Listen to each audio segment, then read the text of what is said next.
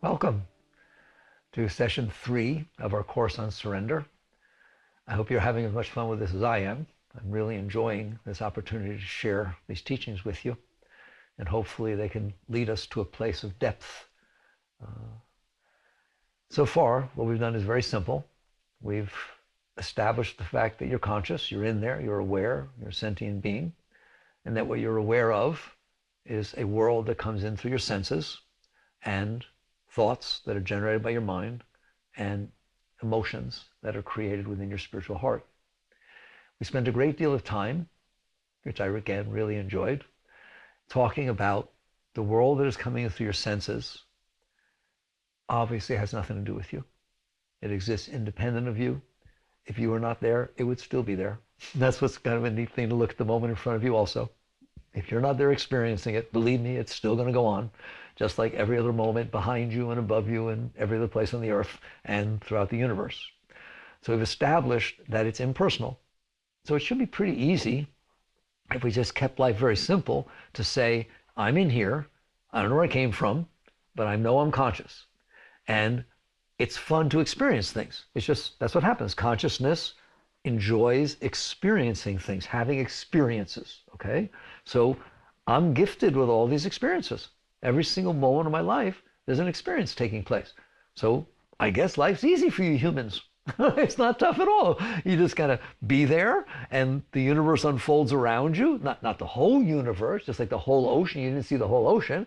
You saw a representative of the ocean. The moment that's in front of you is a surrogate, if you will, a proxy for the rest of the universe. It's the part that you get to see. You know how they say the whole ocean can be learned in a drop, right? The whole universe, you learn about it because of the moments that are unfolding in front of you. And you better, because that's the only thing you're going to get to know, is the moments that are unfolding in front of you. So we've established they're impersonal, but the reality of the fact is, I can say that till I'm blue in the face, but they don't seem that way, do they? It seems pretty personal.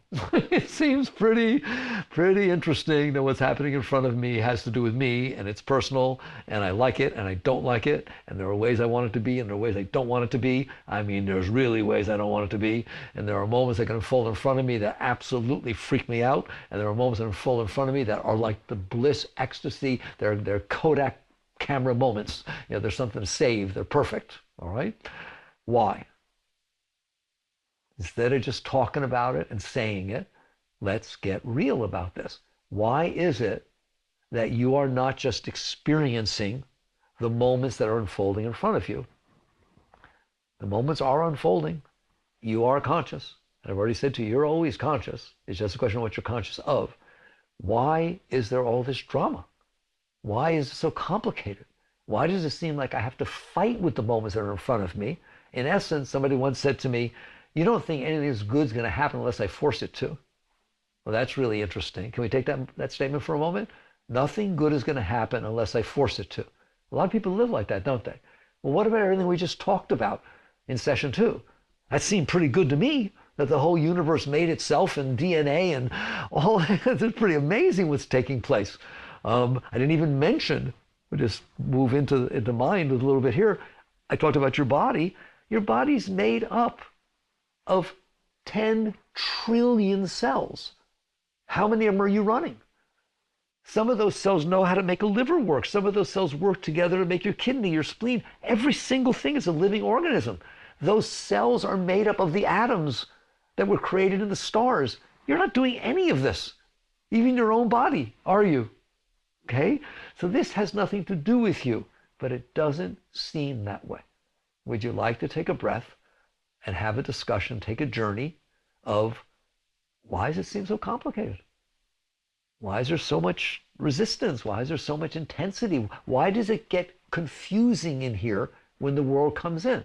I'm going to frame it and we'll spend time with it. Why sometimes when the world comes in, which is just a bunch of atoms, does it make me feel really good? And why sometimes when the world comes in, which is just a bunch of atoms, does it make me feel really bad? And by the way, it does it all at the same time to where it's so confusing, I don't even know which side is up. Right? I'm trying to not drown in here. Why? I don't understand. You're conscious. It's not hard to be conscious. Look at the moment in front of you. How hard was it? Nothing. But when it comes in, it causes trouble. It causes things. And then we have disturbance. And then just go a little bit further, right? When we have disturbance, because when the world came in, it created disturbance, we think the solution is to not have the world come in that way. Or when the world comes in and it felt good, we think the solution is to make the world come in that way. And we talked about it earlier, you're at war. You end up at war with the world in front of you. I need it to be this way. I don't want it to be that way. So basically, the question becomes, where did that come from? Because if it's all just the creation of the stars manifesting before you, I don't understand this confusion. So let's start from the base position. What we're going to do now is build mind. The reason it is disturbing when it comes in is because it stimulates your mind. If it comes in and your mind says, I like that. Oh my God, I like that. Do more. Oh my God, this is perfect. This is the nicest thing I ever had. You're feeling really good. If when it comes in, the mind says, no, I've had things like that. I don't like that. No, get away from me. I don't like that. Ooh, you feel really, really bad. The person next to you seeing the same thing, their mind is saying one thing, your mind's saying another. Do you understand that? Okay? I can give you an example, and I will, where your mind is saying, no, get away from me. I'm not interested. I don't want this, right? And 5 minutes later, it's saying, oh my God, I love this. This is beautiful. This is perfect. Same mind, same you, same event. How's that happen? Well, there was this person walking towards you, and they looked scary. They looked like your uncle that used to pick on you, and you're not interested, and you're getting all upset, and it's uncomfortable, right? And then all of a sudden a friend walks by and says, that's Bill Gates. He said he wanted to talk to you. Oh wow, this is neat. Oh my God, what does he want to talk to me about? One word got into your mind and it changed the entire thing that's going on in there, didn't it? It happens all the time. What in the world is going on? Nobody asks that. All they do is say, how do I fix it? Do you understand that? No one's trying to figure out, why did it do that? Why is my mind doing this? Why am I not just here now, enjoying the moment that's unfolding and saying thank you, and the next one comes and I say thank you? Why is that not my state of being? I have the right to do that. People say that in a mindful state, that's what's happening. They say that respecting what's unfolding in front of you, gratitude and respect, is the highest spiritual state, right? Do I need to work to get there? Why am I not there? And the reason is because your mind does what I said it did. That when things come in, your mind starts saying something. You don't decide what your mind says. There's not one of you decided what you liked. Your mind tells you what you like, right? My favorite thing is somebody sits down, here, would you like this color or that color? You say, let me think about it. That's pretty funny. In other words, you don't know. You in there, the consciousness, looks at both colors. Well, which do you like? I don't know, right? And so you say, I'm going to think about it. So your mind is going to decide whether you like something or not. I'm telling you, that's all that's going on. Your mind is deciding everything, all right? And because you're in here experiencing your mind, you have the right, the consciousness. I said there's 3 things you can experience. Which one are you experiencing? And the answer is, that's your choice. Your consciousness is either going to listen to your mind, it's going to pay attention to the world, it's going to feel your emotions, or it's going to do a little bit of all 3 of those. Your consciousness gets distracted, that's a very key word. Your awareness of being becomes distracted by what is coming through your senses, the thoughts created in your mind, and the emotions that generate from your heart. Which one does it distract? Which one is more important? That's the whole thing we're going to talk about. Why your experience of being you is the way it is. Not stop it, you bad person, you shouldn't be like that, right? Not meditate so that you're focusing on something else, not make it spiritual. No, you have no right to do any of that until you understand why it is the way it is. You need a core foundation to understand how it got that way, and then you reverse that process, and it becomes the most natural thing in the whole world. The spiritual process is not a struggle. It's not difficult, and it doesn't take a long time. But it is a real struggle, and it is very difficult, and it will take forever if you're leaving the foundation of why it's the way it is and trying to put something on top of it. And that's what everybody's trying to do, okay? You're just trying to make what's not spiritual look spiritual, okay? So we start our journey. What is mind? All right, first, we know what mind is. We're in here. Mind is a place in which thoughts exist. I have thoughts all the time. Why is he driving like that? Oh my God, I'm late. These are thoughts. Where do they exist? They don't exist out here. Scientists have not yet been able to read your thoughts. Good thing. I don't want to be around. I hope I'm out of here by then, all right? When they can sit there and hold something and read your thoughts, oh, this is not going to be good. There'll be thought police and all kinds of stuff, all right? They can't do that yet, but you can. So you can do something. There's not a machine that they have made for billions of dollars, even their super collider, right? Can't read your thoughts. You can, can't you? All right? That's pretty neat. I swear I could just stop here, digest that. There's not a single machine they have created that knows what your thoughts are, yet you effortlessly know.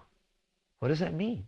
It means your consciousness has a bandwidth that their machines don't. Your consciousness is able to pick up the physical world, but it's also able to pick up the mental world and the emotional world. These are vibration rates in creation.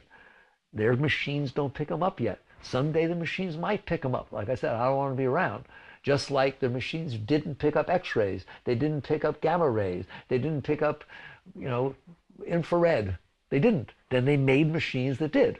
All right? They weren't able to hear higher pitches. They weren't able to see the different spectrums.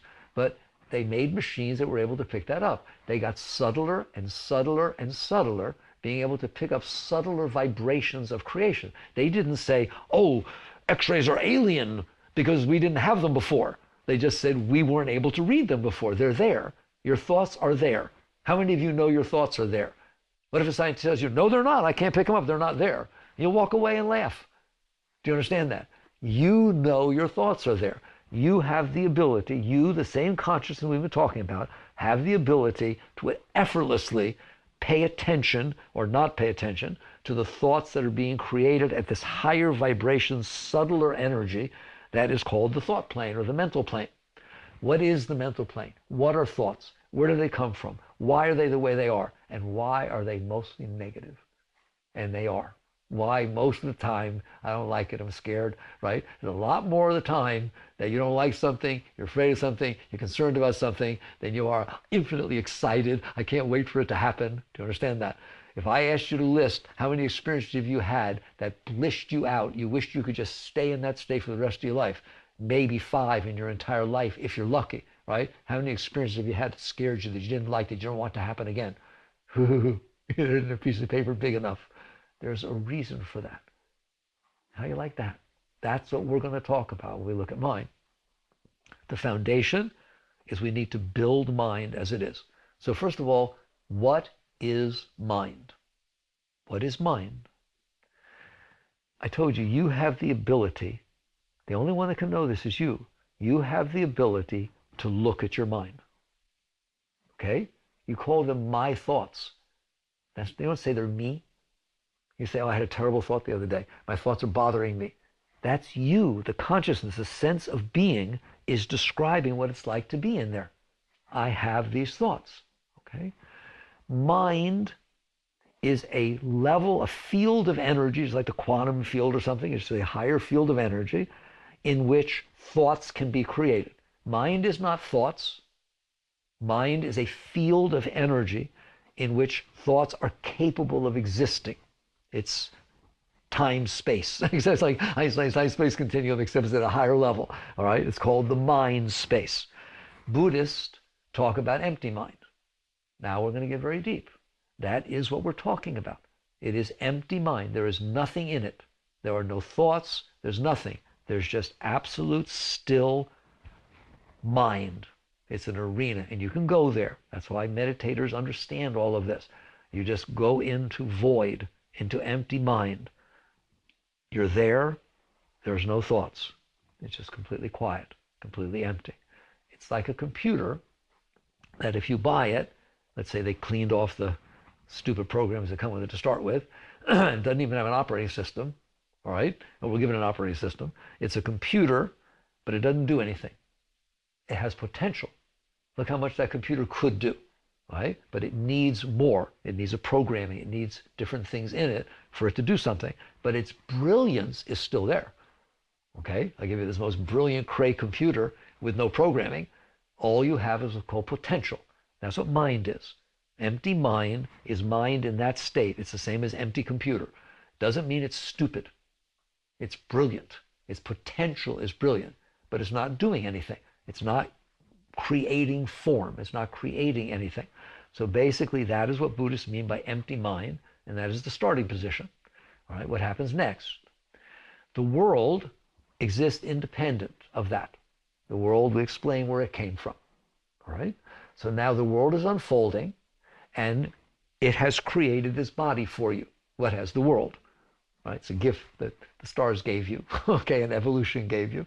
Well, not Darwin, evolution, okay, he only talked about it. So it now comes in, and it passes through your senses, and it comes into mind. Makes me cry. That's what's happening. Just like a projector, a camera projects onto a screen, the world comes in, you would not see it unless it came in. You're up here, you're way back here. You're not there, all right? And the world is happening everywhere, even though you're not there, but there's part of it that light is bouncing off of and stimulating your optical sensors. And same with your auditory, etc. So it's now being sent back to where? To mind. And that's the truth. I say meditator sees this in slow motion. You can watch it happening every moment of your life. It comes back in, and it comes to mind, and mind formulates a form that matches what came in. It actually de-encrypts it. Those of you know anything about computers, right? What happens with digital stuff now, right, is there's analog, meaning the real world is out here with vibrations, electromagnetic spectrum. It comes in, you turn it into digital numbers, and then you pass them through the wires, and then it has a renderer that takes that digital thing and paints the picture based on those numbers. That's really what's happening with your body. It doesn't digitize it, it turns it into nerve impulses, electrical impulses. They come through. The electrical impulses are so sophisticated that they take this entire scene that's in front of you, color, distance, everything, send it back through the nerve wires, and then it renders in your mind. So your mind one of the functions of your mind is a flat screen TV. All right, and it just renders there. It's neat. You don't need a TV. You don't need a screen. It just renders inside. That's what's happening. That is the primary function of your mind. The place that is the receiver, the renderer, just like a computer rendering screen, the renderer of what is going on outside. So to the extent that it comes in, you now have the ability to experience what is coming in through your senses. Just slow down, quiet, and realize that's what's happening. That mind is your gift. It's an amazing thing. It's more brilliant than the most brilliant computer. I call mind the first personal computer. It's not true that Jobs made the first personal computer or Radio Shack or anything like that, right? They were emulating what your mind does. Your mind is the most personal of all personal computers. And so you have this computer screen in there, flat screen, and it comes in and renders there, and you see it. Fine, all right? What's wrong with that? Nothing. It's beautiful. I told you, experience is a gift to the soul. It's the food of the soul, all right? I mean here, I'm capable of experiencing, so I want to have experiences. If you want to get spiritual on me, which I don't always like to do, right? It is taught in the Upanishads, in the great deep scriptures, that what is happening is God created the heavens and earth because he wanted to experience himself. And he created all of form, he or she created all of form, and the consciousness is God looking at himself, is looking at creation. So this is how it happens. This is how it works. Is form is out there. You saw how it got created. Just like your dreams get created in your mind. It got created with a big bang. Now it's coming in, and the ultimate purpose of all of creation is that consciousness experience form.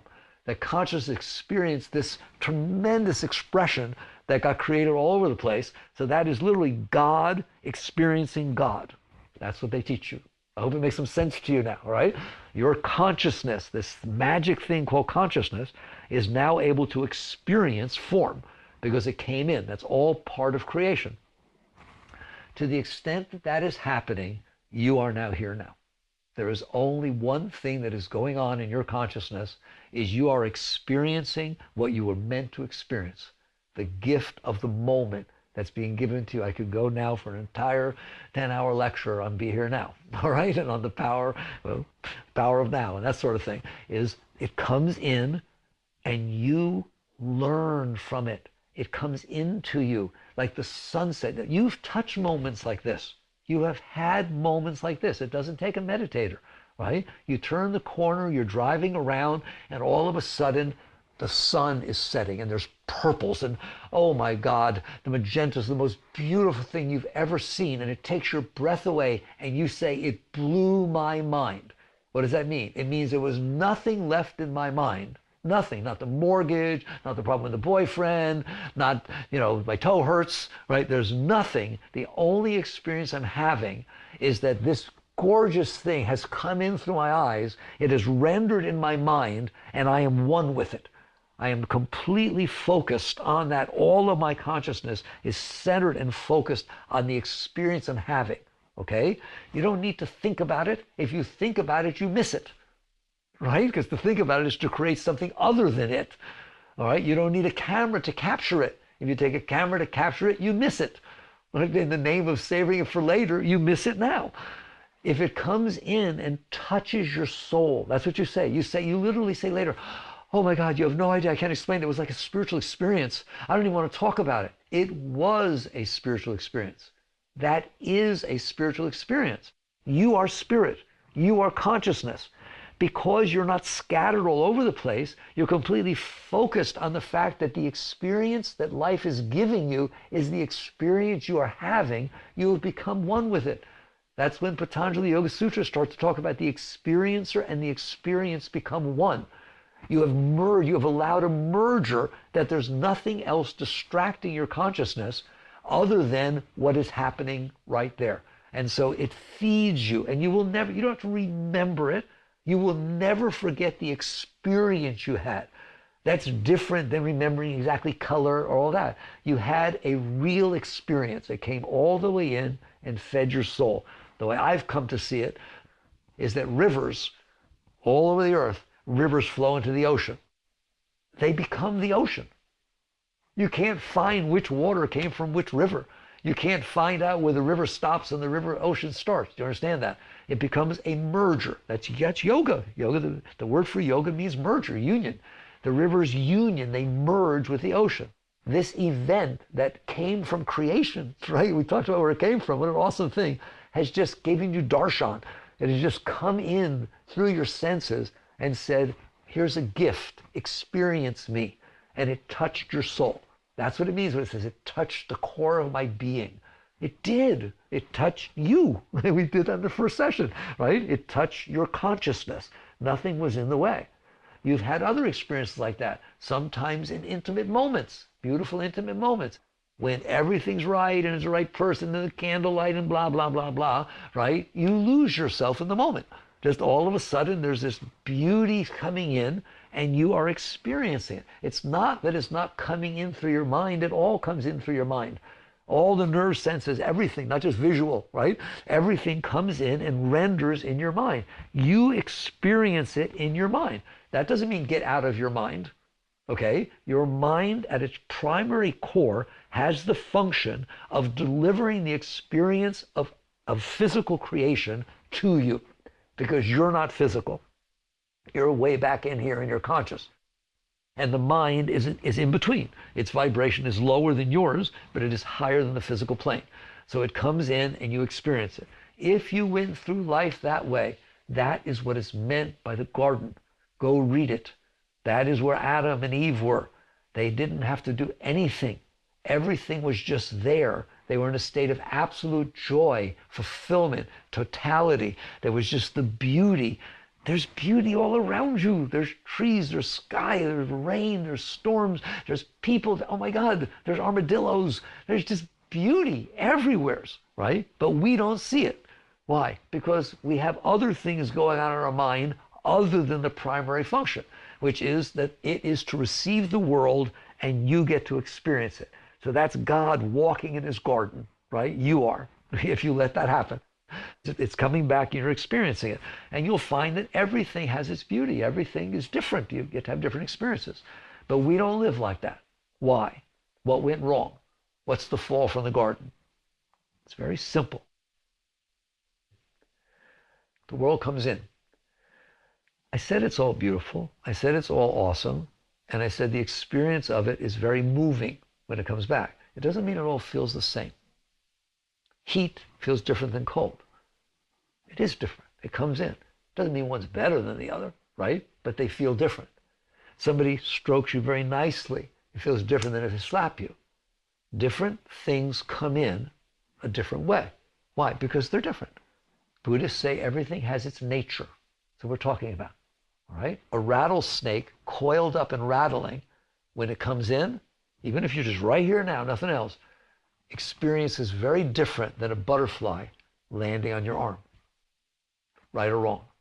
You don't need to judge it. A baby has the same experience. All right? That rattlesnake is giving off its nature. It's giving off its vibration. It's beautiful. It's awesome, right? But it doesn't feel the same as the butterfly. There's nothing wrong with this. That's real. You understand that? So it comes in and you have this experience. What's wrong with having experiences, right? You don't want every moment for a butterfly to land on you. It'll be so normal to you, it'll be nothing. So God knew how to create something that would be a lot of fun for you. All right, the garden isn't just butterflies landing on you. Here's butterflies and roses all the time. Boring, okay? You're not learning anything either. You're not growing, right? The consciousness can expand because of the knowledge that comes into it. The ocean becomes greater because of the rivers that flow into it, becomes replenished. So you are actually learning and growing. The truth is, I have just defined true spiritual growth for you and the evolution of the soul. Every single thing that comes in makes you greater. Do you understand that? If you've never seen a rattlesnake, you are not as great as someone who has. If you've never felt a butterfly land on your arm, you are not as great as someone who has. There are other things you're greater about, but every single experience makes you wholer, doesn't it? Can you see that? Just like everything you learn makes you smarter, right? Every experience you have makes you a veteran of the foreign wars of that experience, right? You've been through that. I've had that experience. I know about it. Therefore, every experience is feeding you. Every experience is helping you evolve. Every experience is making you richer and wholer and better. Okay? So when the rattlesnake comes in, yes, it's not as comfortable an experience. It doesn't feel the same, but it is just as rich. It is just as important. All right. So if we're willing to do this, we're still in the garden. I got no problems. All right? No matter what happens, it's feeding me. It's feeding my soul. It's feeding my head. As I'm becoming richer and greater. But that's not what happens. The fall from the garden is as follows. Something comes in. We'll start with the rattlesnake. And it's not comfortable. It's vibration. You're not judging it. You're not thinking about it. It's just a vibration. It's nature. It's a little like that, right? If you let it go, it will come in and teach you. You'll learn how to be comfortable with that vibration. It's a vibration in creation. You have no right to not be okay with creation. You're just here experiencing creation. All right? It comes in and it passes. Everything comes and goes. Buddhists say everything's transient. That rattlesnake's not going to stay there your whole life, rattling, right? It's going to come, it's going to crawl away. There's going to be something else happening. Fine. You became richer, but that's not what you do. You were given free will. What does that mean? You were given free will, and you know you were. You know that you in there, I'm talking now about the consciousness. We haven't built anything in mind. Now I can blame it on mind, right? Mind is now just the flat screen field, all right? But you in there that is experiencing what's rendering in your mind, don't feel comfortable about it. And you have the ability of resisting.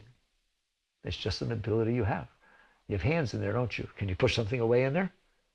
Right? If something doesn't feel right in there, can you push an emotion away? Can you push a thought away? Ever done it? Ever push it away? That's will. That is consciousness. What you actually do is it, again, if you go deep in meditation, you'll watch it happen every moment of your life.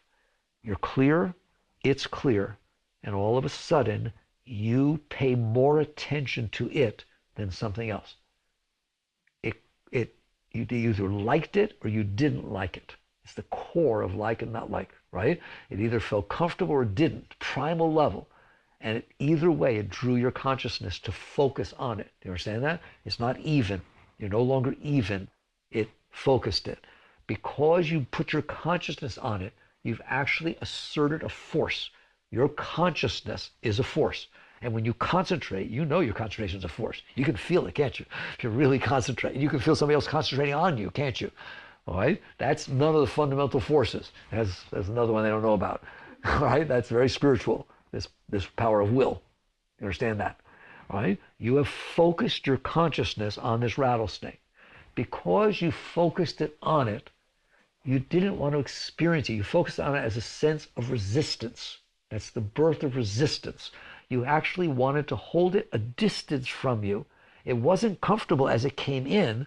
Heck, if I'm letting it all the way in. You know what I mean by all the way in? I hope maybe you let your husband all the way in. I doubt it, right? Did you ever let anything all the way in? No resistance, nothing, just completely letting the river flow into the ocean. Most people have rarely done that. But those are the moments that, like you call, those are the special moments of life where something touched you to the core of your being, right? Heck, if there's rattlesnakes going in there. Now, you don't have to think that, right? It is just an innate, natural, I've not experienced this yet, and it's not comfortable. I want it at a distance. Make sense? Ever done it? Ever kept something at a distance in there? Okay. Doesn't mean it's not happening out there, and it's already in here, right? I can't stop from being out there, but I don't have to let it all the way in. I don't have to fully, we used to call it gestalt. You just let the whole thing in, grok the whole thing, and it just merges with you. You don't just think I don't want it to. It's just an act of will. It's an act of resistance, all right? So now you have pushed away the rattlesnake. Here comes the butterfly, okay? Lands. Oh, it's just beautiful. It's so beautiful. You don't have to think it, right? It's in there. It starts to take off. No. I like it. So you do what the Buddhists call cling. You use your will to hold on to it. Well, I can't hold on to the butterfly. It flew away. I'll hold on to the experience of the butterfly. I'm literally telling you, when it renders in your mind, it makes something. It makes a thought pattern. That's what that is. I can hold on to that. I can hold on to what it was like to feel the butterfly. I can push away what it was like to experience the rattlesnake. Neither of those finished their journey through the universe. Neither of those came in and fed my soul fully because I didn't want them. I didn't want it to go away, or I didn't want it to come in. So either clinging or resisting keeps the rendering in your mind. That is the most important thing you will ever learn. Do you understand that? It was meant to be a clear plasma screen, an LED screen, right? What's happening is what I see. I've now held on to an image that's no longer being generated from the source, from the outside world, right? It now is stuck in my mind. You have no idea how big that is. That is the original sin. That is the fall from the garden. What do they say we're supposed to eat? From the tree of good and evil, from the tree of right and wrong, from the tree of self-knowledge. I swear to you, I don't need to tie it back to the Bible, but it's amazing, right? I thought self-knowledge is a good thing, not like that. In other words, I want to hold on to, make it personal. None of it's personal, I already told you that. There's rattlesnakes, there's butterflies. But now there's rattlesnakes and butterflies. You have held that inside of you, all right? Why is that so powerful? Watch. Oh, it's so powerful. I'm the consciousness. A moment ago, I had a model where the only thing there was that could pull my consciousness to it, distract me, if I will, from my seat of self, which we haven't talked a whole lot about yet, but we're going to, okay? I'm settled back. What are you aware of? That I'm aware. That's what I'm aware of. I'm aware that I'm aware. How did Moses say it? God said to Moses, I am that I am. It's called the I am. Okay? I'm just here. You remember when Moses was talking to the burning bush, and he was supposed to go into Egypt.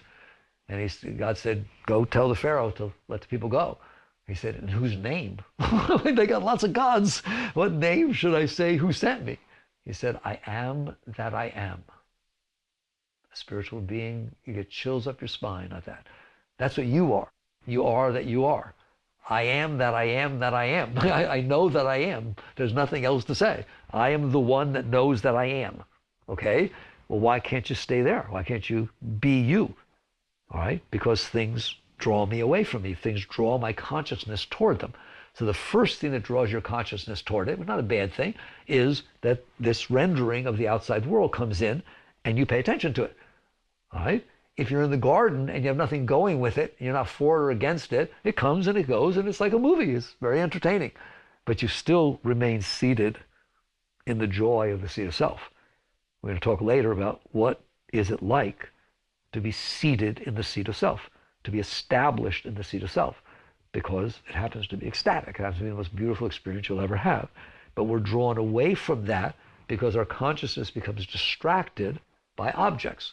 So the first object, we kept it very simple, is that mind, the lower primal mind, is rendering what is coming in through the senses. It's not a problem. It's an experience. It's awesome. But now you decided to hold on to one form and resist another, in which case they both stayed in there. Well, why is that a problem? Next thing that happens is the rattlesnake goes away and you're walking down the road and there's a rope. Oh, the rope doesn't feel the same as it would have felt 10 minutes ago, does it? Come on, this is very important, okay? The rope reminds you of the rattlesnake. What does that mean? It's not a rattlesnake, it's a rope. But when it comes in, your consciousness now has two choices. Do I pay attention completely to the rope that came in, or do I pay attention to this rattlesnake image that I held because I was resisting it? They will join. The mind will immediately pull those together, and the rope will stimulate the image of the rattlesnake, and you will get scared. Do you understand that? On the other side, the butterfly flew away. Oh, I like the butterfly. You're still looking at it. You're still feeling. You're trying to hold on to it, right? Now the world is coming in. You're looking at it. You're not any longer seeing it. You're looking for a butterfly. That is a totally different thing. It used to be what was there just came in. You understand that? Now you have a preference. You have, because you like looking at the image of the butterfly, right? When you look outside, you are trying to see that image again of your boyfriend, of your girlfriend, of your house, of your butterfly, whatever it is, because you used to be, there wasn't anything else to think about. There was nothing there. There was just the experience of here and now. Now there's the experience of there then. I wasn't kidding when I said be here, be there then, right? That's what those images in your mind represent. Something that happened before that I kept in my mind. Now, if you don't get it yet, I'll do it this way. Many of you have flat screen TVs. It used to be the plasma screens had what they call after images. I don't know if you know about it, you may be too young. But when they started selling them to start with, they said, be careful. If you leave an image on hold, pause, it will actually burn into the plasma screen. And then when the next thing shows, it'll still be there. How would you like to watch TV like that? How would you like to watch TV that you finish the news and you turn on a movie and the last after image of the newscaster is still on top of your movie? That's the butterfly. That's the rattlesnake. You now can no longer see what is going on because you have this other image that's on the screen. I want you to see pure mind as a screen. Well, you just messed up your screen, didn't you? You didn't mean to. You thought it was innocent. I just pushed that away. Where do you think it went? There was an energy in the universe that was created by God, by everything. It's coming through, passing through you so that you can experience it. It's a special moment for you, all right? It's coming in, but you didn't want to experience it. So you pushed it away. It stays in mind. Now what we're doing is building personal mind. I started with empty mind, impersonal, okay? Now you have chosen what is going to fill your personal mind. It's just like a program that you put into a computer that didn't have any. Now you have the program of don't like rattlesnake, do like butterfly. Don't want to see rattlesnake, do want to see butterfly. And it will stay there. Therefore, it will distract your consciousness toward that. Now, if I asked you how many of those do you have, you know, there's a lot of stars in the sky. You have more. You've done it with everything your whole life. You hear me? And they build on each other. They like multiply like maggots. Now that I have rattlesnake in there and I saw rope, the rope is innocent, but it hit rattlesnake. Really? No, not really, just in my mind. Therefore, it re-stimulated the discomfortable feeling Therefore, I don't like ropes as much. Therefore, I'm never going to walk this way anymore. Oh my God, it's running my life. Do you see that? That impression that stayed in mind in yoga is called a samskara. They talked about them in the Upanishads. They talked about them thousands of years ago. Why? Because they were meditators. The rishis wrote that stuff, and they were deep meditators. And they saw this. This is not something science taught you. You teach them. You understand that? You're the one who sees this going on. You don't need somebody telling you, do you? Right? And like I said, they can't see it. They only see it because you told them. Right? Freud sat there and listened to you. And in essence said, you talk, I'll listen. And I'll try to figure out what's going on in there. You know what's going on in there. You're the one who's in there telling them. Okay? So you are the ultimate experiencer of your mind. Nobody will ever teach you about mind more than what you already know. You're just not paying attention. You're getting so uptight about wanting butterfly and not wanting rattlesnake that you're not getting your distance, your perspective, a proper, what did Krishnamurti call it? Objective observation. You can't do that. You can't observe objectively because what's happening out there is hitting your stuff. Believe it or not, rattlesnake, butterfly are now your stuff. I've left this model on just two things in your psyche. That's your psyche. What do you mean? What's your psyche? Something you built inside of mind that's about you. I'm the one that doesn't like rattlesnakes. I'm the one that likes butterflies. You just built a self-concept, right? I don't have that one. I have it about thunderstorms and dogs or something else, or kittens, okay? And everyone had different experiences. Therefore, everyone is building a different thing inside. They're not doing it purposely. They should have taught you this in kindergarten so you learn not to do it, all right? It is intuitive. It happens naturally because you're not used to experiencing these different things. Therefore, they stimulate you different ways. They're supposed to, but you're supposed to be comfortable with that. But I'm not comfortable with it. That's because you're not evolved enough. There's physical evolution and there's spiritual evolution, right? You say, let's jump ahead. You say, I want to know God. Liar. You're a liar. You do not want to know God. Why? Because God is everything. The rattlesnake, the butterfly leaving, the butterfly coming, death, birth, disease. God's everything. Well, there's nothing in creation but God. Do you understand that? You really want to experience all of that? No. Okay, then you don't want to experience God, right? What you mean by God, right, is I have these things that I built inside of me that have now become like and dislike because I stored them inside. There's no like or dislike.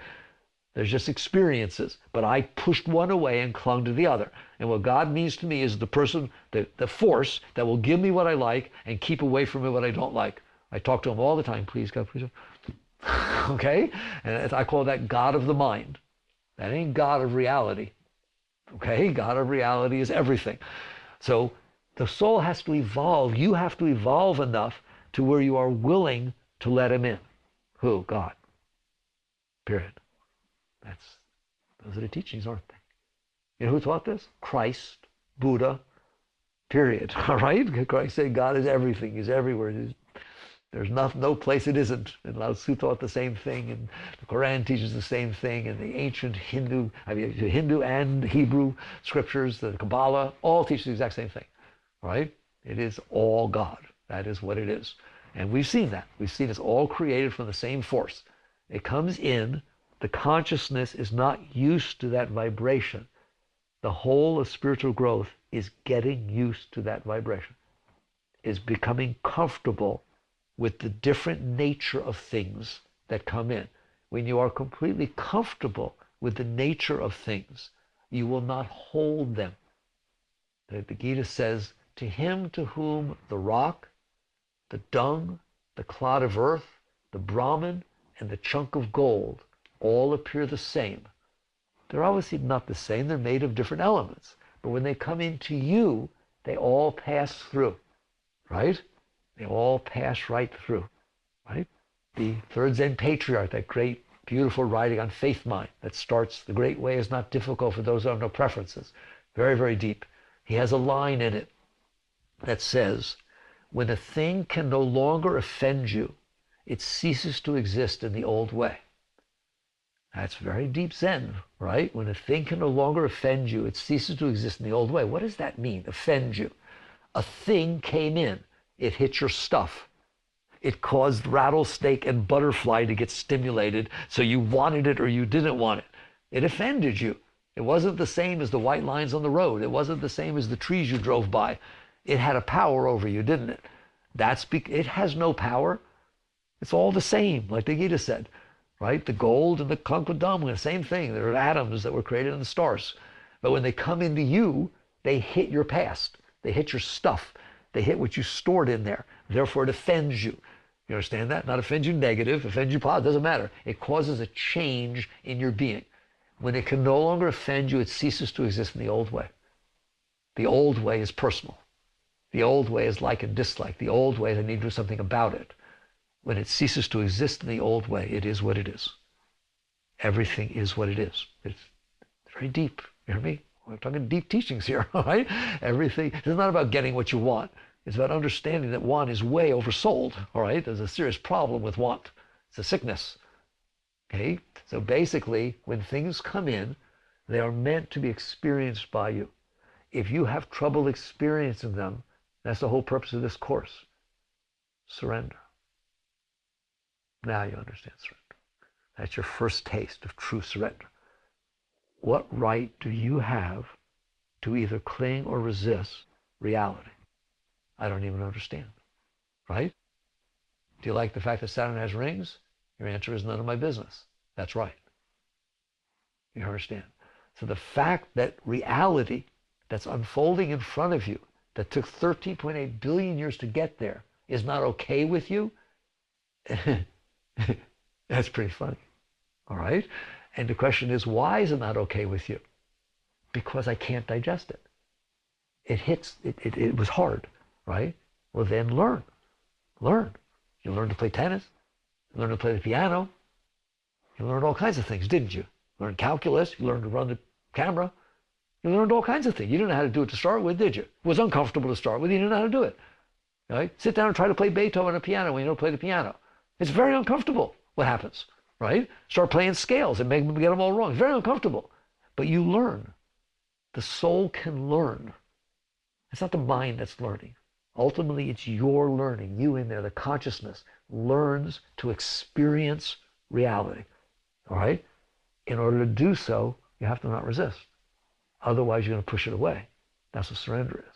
The non-resistance. It's not renunciation. I didn't renounce a single thing, did I? In fact, I embraced it. All right? I embraced the reality that's there. I did not renounce it. I didn't walk away from it. All right? So what I let go of is, I didn't even let go of the resistance. I let go of the resistance to the resistance. I am willing to learn. If it is not comfortable, of course it's not. I haven't learned yet. So you learn to let it come in. Same thing with the butterfly. Somebody comes up and says, I really love you, and they're very attractive to me and so on, but I need to go to Europe for a few years, but maybe I'll call you again. That was so nice, and it's not going to be that. What are you doing? You just had a beautiful experience, and you ruined it. You ruined it by holding on to it like the butterfly. Now, every time the phone rings, and you get all disappointed. Right? You're doing that. You did that. Somebody said something nice to you. You can't handle it. It offended you. You understand that? And isn't that true that now for 2 years when the phone rings, maybe it's him, maybe it's her. Okay? Oh, it's not. All of a sudden you made this mess inside yourself. Instead of enjoying and experiencing, are you able to handle that somebody walks up to you and says, oh my God, I've never told you, but I worship the ground you walk on. To me, you walk on water. You're the most beautiful person I've ever met. I dream of you day and night and so on. I got to go now. Okay with you? No. Well, make it be okay with you. Why? Because it is a gift that took 13.8 billion years of everything being exactly the way it was to end up in front of you. Maybe the person didn't meet you. Maybe their mother yelled at them so they didn't like what your glasses looked like. Do you understand that? It took everything for that moment to happen. And you can't handle it, can you? Honest? See, you can't handle good moments or bad moments. You want to cling to the good ones, and you want to push away the bad ones. You define them as good or bad. They're just, that was a beautiful vibration. Somebody saying such nice things to you. It helped you feel the beauty inside yourself, right? Surrender to it. Yes, thank you. Yes, next moment, please. Right? Digest it. Permit it to come in and pass through. Right? All I need for the moment that's happening is what I'm getting from the moment that's happening. The experience itself is everything. You grow from the experience. You become greater. But if you resist it, it stays in mind. You've now created another place in mind, a layer of mind that's holding your samskaras, your patterns from the past that didn't fit through. And if it's real positive, you're clinging. So this clinging and resisting are everything. If you're dealing with spirituality and you're not dealing with clearing and clinging and resisting, you're not dealing with spirituality. You understand that? If you're in there saying spirituality is learning the power of attraction so that I can attract to myself what I want and resist things that I don't want, you just bastardize the entire process.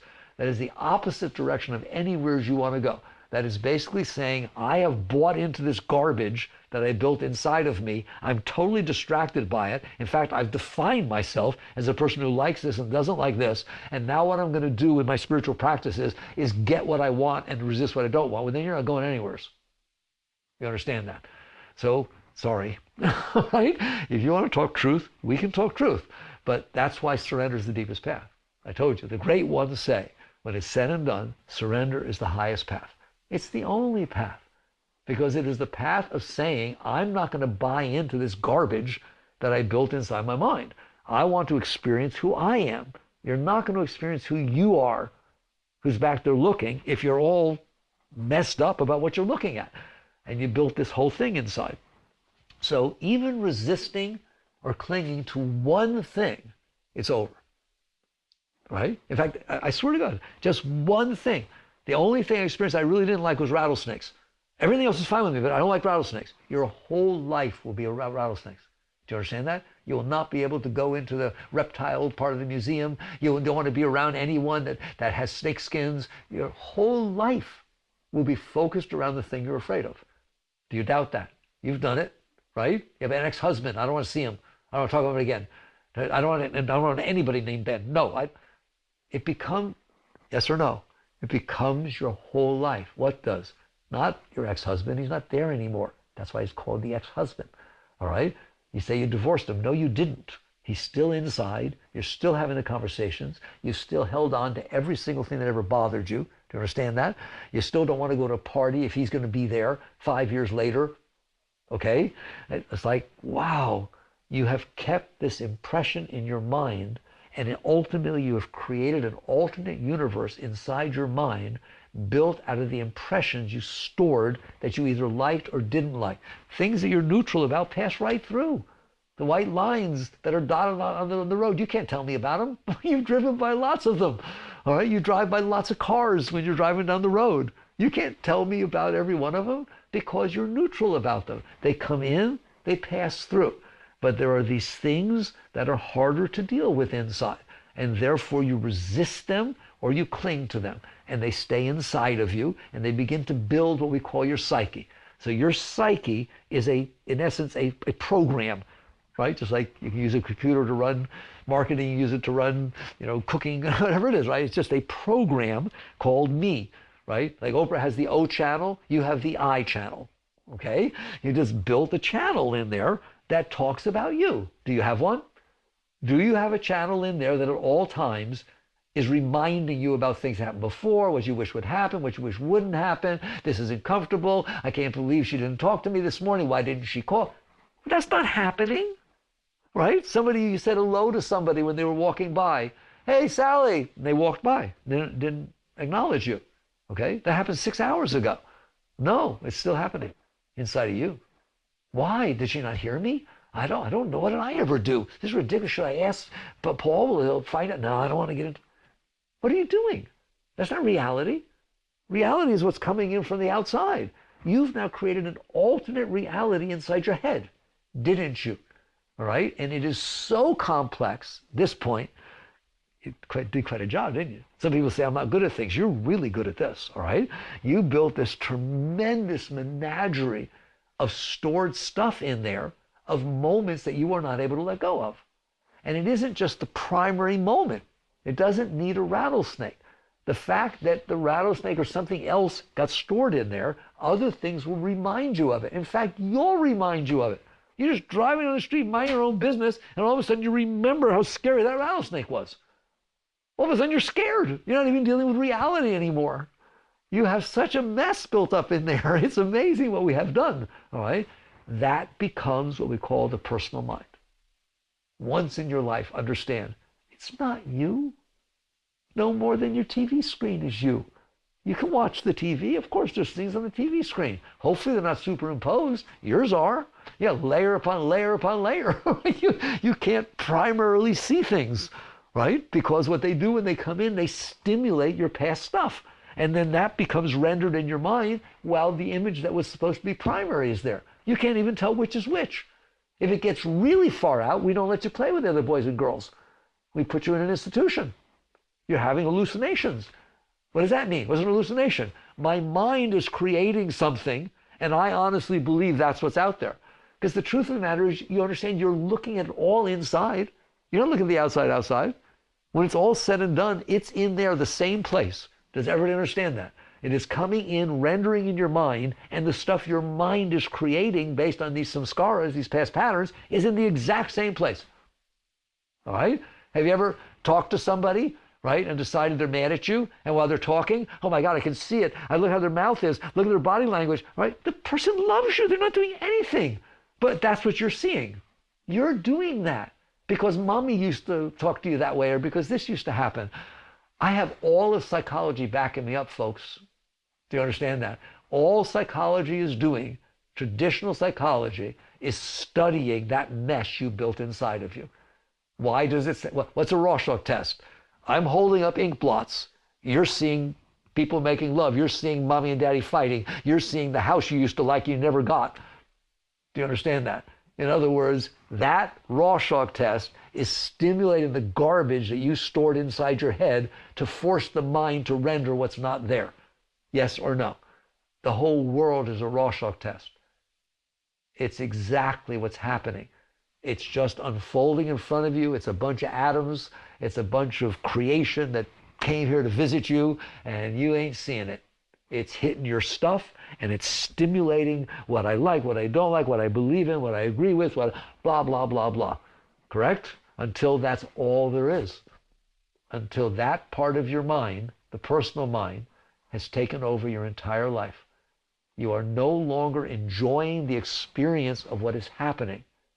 You are thinking, again, we'll go to the next layer. What is happening is stimulating your past. How's that? It's stimulating the samskaras you stored inside. Okay, so that's not comfortable. Why is it not comfortable? Because you stored a lot of stuff in there, right? I told you before, why is it mostly negative? If I don't like rattlesnakes and I have a bad vibration, then everything I see might remind me of the rattlesnake. It tends to. The rope on the tree, this over here, somebody saying snake, all right? Cake. You thought he said snake.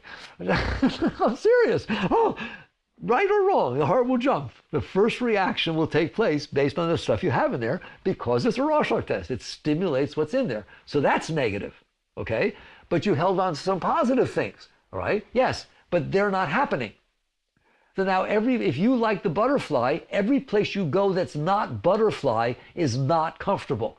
If you go back to the same place where you saw the butterfly, I was picnicking, and it's not there, you have a bad time. It's a negative experience. You have just made it so you are in a lose-lose situation. If anything reminds you of what bothered you, you lose. Unless the exact same thing happens again that turns you on, you feel bad about it, you lose. All right? You go to a restaurant, you have a nice meal. That's supposed to be a positive thing. Okay? You have a very nice meal. You go out. You cling to the stupid thing.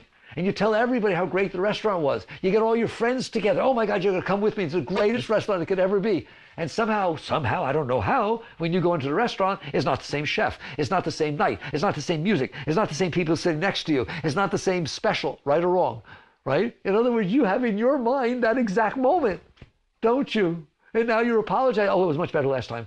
Ever done it? Wake up. Since you stored one fixed moment, what is the probability that's going to be what happens again? How about 0? All right? Ever have anybody tell you, somebody really the first time tell you they love you? You just have first kiss, right? It's never going to happen again, right? It's not going to sound the same the second time because you're expecting it. Because you had such a beautiful experience that first time Now when they say it, I guarantee you it's not going to have the same richness. And it's not because of them. It's because you already had that experience. So it can't have the newness that it had before. I'm telling you, if you go back with a butterfly landed on you and one lands on you again, the only thing it's going to do for you is say, see, I told you. It will not blow you away. And if you go and you're so stupid that when you turn the corner and that sun was so beautiful, oh my God. And so you spend the next month buying the house on that corner, you just wasted your money. Because there's no way that sunset's going to do that to you again. Maybe once, but not twice. Do you understand that? Because you already had the experience and it was shocking to you. Now you're expecting it. And because you already have that image, you'll say, oh, no, there was more purple last time. Yes or no? Come on, all right? So what you have done is ruined your life. Literally. You've made it so that unless something dramatically different happens that pulls you out of this preference system that you built in there, okay? That's why people skydive. That's why people do all kinds. That's why people do drugs, okay? You get to the point where nothing touches me enough, right? They talk positively that way, right? I understand why people do drugs. I also understand that they will never, ever take you where truth will take you, right? Which is, what if I wasn't doing that, right? Why do I need to get myself drunk? Why do I have to, even social drinking, it takes the edge off. What edge? I don't see any edges. The earth's round. All right? The world's unfolding. It passes right through. I don't understand what you're talking about in any way, shape, or form, right? What you mean is, my consciousness is paying attention to all this garbage that I stored inside. And everything's reminding me of it, so I'm uptight and I'm scared and I'm afraid something's going to happen that I don't want. I'm afraid that something won't happen that I do want, right? If I can get the mind a little bit drunk so it slurs its words in here and where I can't really understand what it's saying, I get more uninhibited and it's a lot more fun. Okay, very good. Okay? And that's where all the drugs are. That's where everything is because you have that garbage stored in there. You're trying to find something that's stunning or shocking enough that frees your consciousness from having to be addicted to the same old, okay? So it's not so much that the job is the same old, or the wife is the same old, or the husband is the same old, right? It's that you're the same old, okay? That's why if you get divorced and remarried, it will end up in the same place. Sorry to tell you. Because you didn't change. You're divorcing the wrong thing. You need to divorce yourself. You change your job, right? The kind of person that changes your job every 3 months, right? You're going to change the next one in 3 months too. There's no right job for you, right? It's that you're not right for the job, right? What you've built inside of you is, I have all this stuff that I don't like. I don't like if I get criticized. I don't like if somebody gets a raise when I should get it. I don't like if there's a glass ceiling. I don't like, oh my God, I just like all these things. I've experienced all of it. I don't like it, all right? Well, I guarantee if you don't like it, you're going to see it. Do you understand that? You actually look for what you don't like. You go into the party, there's 1,000 people.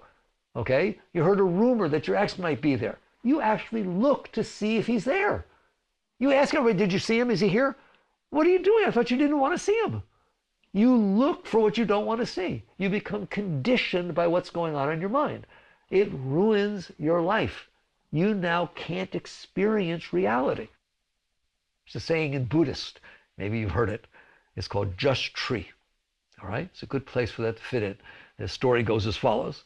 There was a young Buddhist monk that was in a monastery, and he would go in for a sesshin, for a visit to the Buddhist master, all right? And once a day, he'd walk by there and answer some questions and talk to him. And this time he walked in, and the master looked at him and said, what happened to you? Because he saw light. He said, what do you mean? He said, I see a difference in you, my son. What happened? He said, well, I was walking across the courtyard, and you know the big oak tree that's there? I stopped by it, and I looked at it, and I saw just tree. I just saw the tree. And oh my God, it took me to this place that I felt a satori, I felt an enlightenment. It just took me beyond myself. And the master said, that tree's been there for 100 years. You walk by that tree every single time. And the student said, yeah, but when I walk by the tree, I'd see a tree that the pollution is, they won't be here long because the environment is so messed up. Or I saw a tree that reminded me of the one I fell off of when I was little. I saw a tree whose branches were so large, it's probably the biggest oak tree that could possibly, right? And the master just smiled, right? It's like, That tree stimulated you. You understand that? You didn't see just tree. Just tree is what I talked about in the beginning. When tree came in, rendered, and that's all you saw. What happened is tree came in, rendered, and stimulated your past experiences with trees, what people told you about trees, which is the biggest. Your mind, it offended you. Your mind became activated. So your consciousness was scattered between this primary image, of which you saw very little, I guarantee you, but what I call the secondary explosion took place. The reaction within your mind due to this stored stuff you put in there, so you can't have an experience. But he saw just tree. If you understand that, and now you do, for what we got, the Buddhists will be very proud of you, because just tree in Zen is a very, very deep concept. Now, do you see why? So the problem is not the world. The problem is that you have stored inside of your mind. First layer is the actual experience. Second layer is you stored thought patterns, renderings. I call them renderings. You held them in there, right? Visually, auditory, whatever. You held them in there, and they become a secondary reaction to whatever comes in. It's personal. The first was impersonal. This is totally personal. That's not the end of it. What do you mean? Haven't I made enough of a mess? Oh no, you go way past that. You did much better than that. Why? I told you, mind, empty mind, pure mind. It's very powerful. Its potential is greater than any computer. It's an amazing thing. When I talk to you about how powerful mind is, and you say, no, Einstein was smart, I'm not. That's not true. That's not true. You have the human mind. Every one of you have a human mind. You don't have a possum mind or an armadillo mind or a squirrel mind, right? Or an earthworm mind or even an ape's mind, right? You have the human mind. Well, what's so special about the human mind? All I know is for billions and billions and billions of years, there was this planet here. And on it, evolution grew. There was plants and minerals from the stars. And it just, plants right now, 5 billion years old. It's been sitting there for billions and billions of years. And all kinds of animals were running around. That planet stayed pretty much the same. Nothing different, right? The monkeys lived in trees. They live in trees now. Everything's the same. You understand that? And then you showed up with your human mind. And all of a sudden you went digging and you took iron and core and silicon and you built a rocket ship and got in and flew to the moon. What'd you say? Are you kidding? Right? No other animal ever did anything, even your dolphins. Right? They were living exactly the same as they did 1,000 years ago, 100,000 years ago, 1,000,000 years ago. Do you understand that? Exactly the same for all practical purposes. You're not. You used to live in caves. Now you're going to the moon. What did that? Did God hide a rocket ship and you found it? Your mind did that. OMG. Your mind split the atom. Your mind figured out there was an atom. Don't get so activist on me. You don't like splitting of atoms. It should be, oh my God, we actually figured out how the universe was made. Oh my God, who did that? Your mind. Your mind put the Hubble telescope up in the sky that can see back. Do you know that we have, I told you that the Big Bang's not a theory anymore. We have evidence. We have collected evidence of things as far back as 500,000 years after the Big Bang. 13.75 billion years ago, we have evidence, actual empirical evidence of what went on and what is going on, all right? Because it takes light time to get to us. If we build telescopes strong enough, powerful enough, or radio telescopes, whatever, powerful enough, we can pick up things that got here from 13 billion years ago. That's when they happened. For the last 13 billion years, the light has been traveling toward us. When it gets to us, what we're receiving is 13 billion years old. Do you understand that? Therefore, we can see back in time 13 billion years ago. All right? Well, if you want to think about that, that's literally what's happening, okay? So therefore, how did I know that? Because I have a human mind. The dolphins don't know that.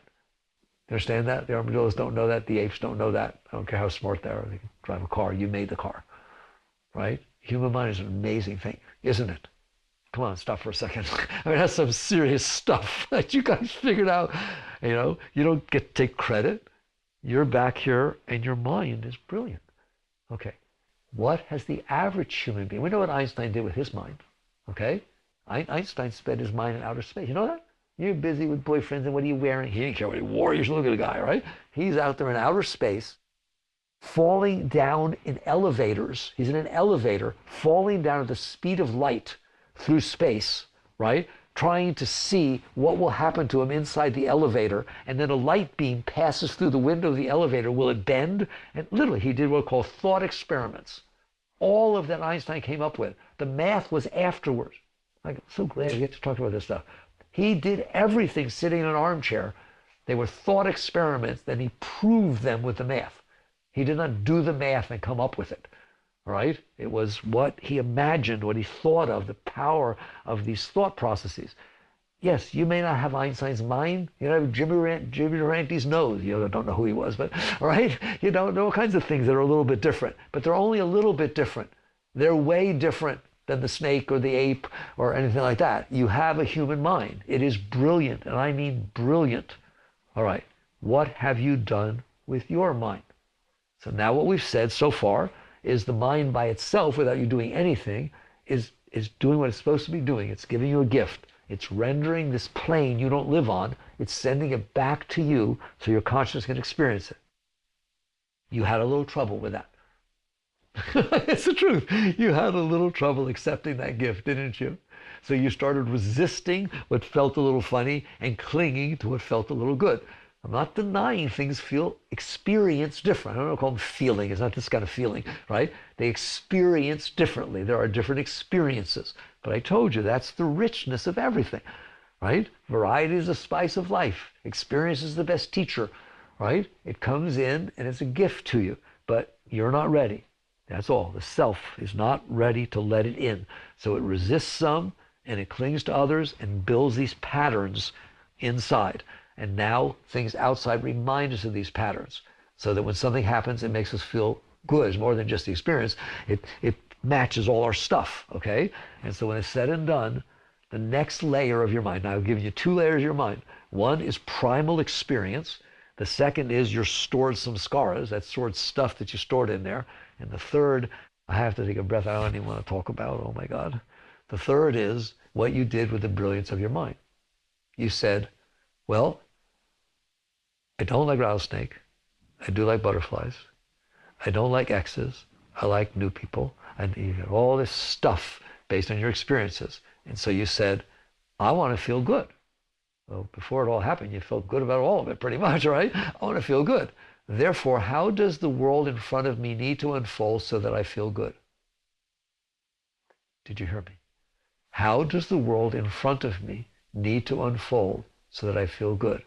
I hope that sets off alarm bells, because the previous session I described to you where the world in front of you came from, and it ain't got nothing to do with what's going on inside your head, does it? What's going on inside your head is based on your past experiences that you could handle or couldn't handle. That's got nothing to do with the moments unfolding in front of you. It doesn't know your past experiences, does it? It wasn't even here. You grew up in New York. It's just a moment. It's a moment. Its creation has nothing to do with you, right? And now you have just pitted yourself against God. You've pitted yourself against the universe. You have said, there is a way I need it to be okay. There is a way it better not be or I won't be okay. And you've now said, and this is the talk dirty to me, this is the most amazing. You said, not only have I made up a way that everybody and everything needs to be so that when it comes in, it feels good to me, it doesn't feel bad, but that's how it's supposed to be. OMG. Wow. This is a good place to stop this session. I hope you're stimulated because we're describing what you've been doing, all right? So basically, I'm going to end session 3 on that note, and we'll pick back up. I look forward to seeing you again.